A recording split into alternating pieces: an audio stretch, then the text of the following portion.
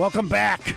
Like the guy said, I'm attorney Stephen Leahy. This is the IRS Radio Hour on AM 560. The Answer. Here with our technical producer, George Hoffman, my co-host, Jim Leahy, and you, the listener. And now, here's that man with a head just crammed full of knowledge, Mr. Know-It-All. Mr. Know-It-All, ladies and gentlemen, the segment where attorney Stephen Leahy gives us his infinite wisdom on all things taxes. We have a great question from your book, and we're going to be reading from your book. So, ladies and gentlemen, if you have a copy, I'm not going to read from the book. Break out your decoder ring, and here's your secret. Here's the secret. Remember to drink my Ovaltine?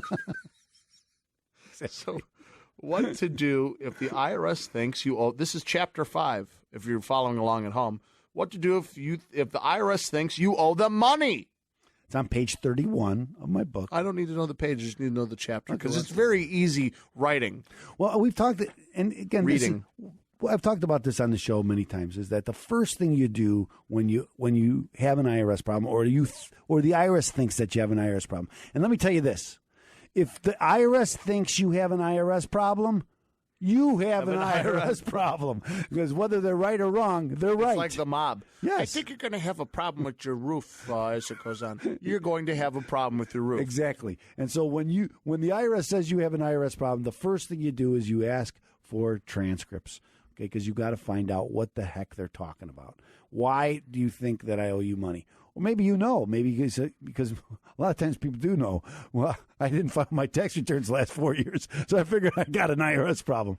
But a lot of times people say, "Well, I don't think I owed anything," and then they'll find out because here's a secret: the IRS makes a lot of mistakes. Okay, they do. It happens all the time.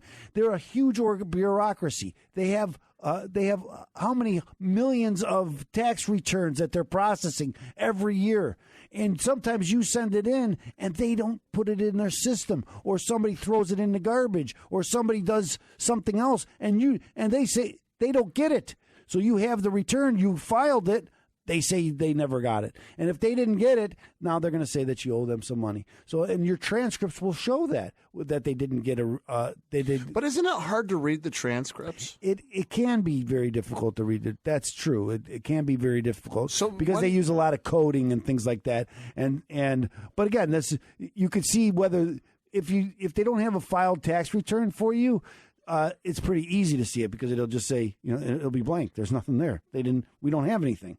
And so that's one. So what happens? Well, if you did file your tax return and you have it, you can send it in, show them, hey, look. And this happens. It just happened in my office because we got somebody that called and they said that they never got them.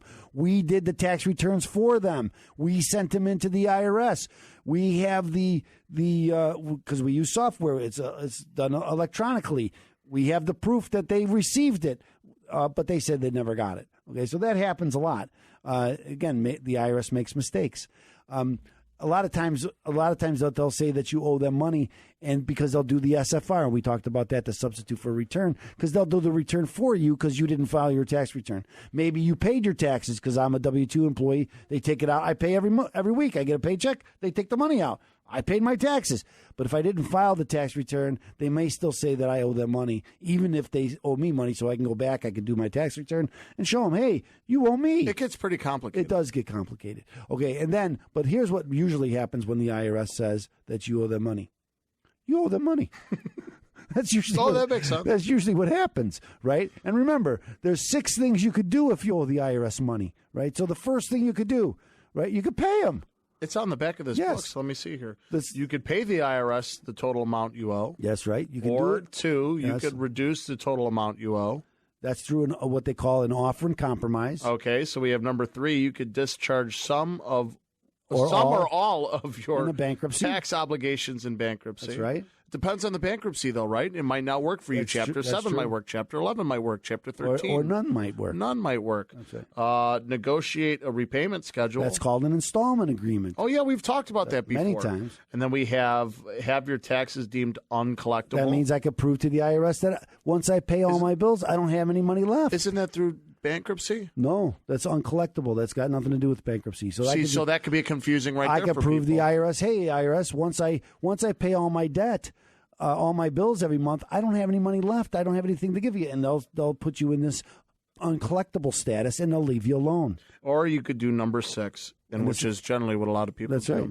Is keep doing nothing and let the IRS have their way with your income, your family, and all your assets, mainly your business. Stick your head in the sand and pretend it doesn't exist. I've got a question, Stephen. Go ahead. If you're in an uncollectible category, right? So you pay all your bills, you got no money left. Yes. What happens if you start earning more money and those payments start going, those withholdings start getting to the IRS and they know you're earning more money? And that's the one thing about the IRS, and that's a very good observation because the IRS knows when I make more money, right? So if I'm making more money, first it's going to take them some time to figure that out because they're not going to get it till I get my tax return, right? So it's going to be next year, maybe the year after.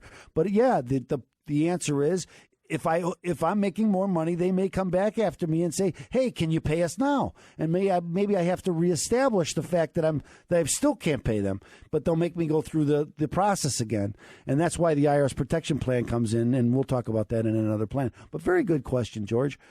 It's not over until the CSED, which is the collection statute expiration date. I hope that answers your question. Thank you, Mr. Know-It-All. I'm not Mr. Know-It-All, but Attorney Stephen Leahy is. So, ladies and gentlemen, remember, receive a free copy of your free IRS book today. Deal with your IRS problems today at freeirsbook.com. That's right. Go to freeirsbook.com. One more time, freeirsbook.com. Go receive a free copy of your free IRS book. Ladies and gentlemen, listen to our sponsors. Come right back here on AM 560. The answer.